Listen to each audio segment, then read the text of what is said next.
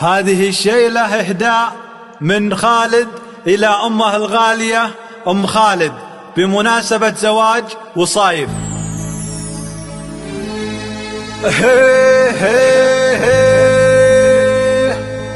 القصايد يا يما فيك تنقالي، يا حياتي يا نور العين نهديها.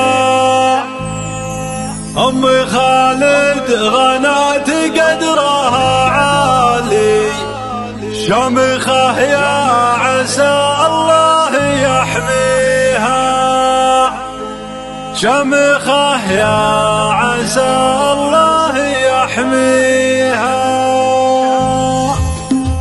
القصايد يا يما فيك تنقالي، يا حياتي يا نور العين نهديها.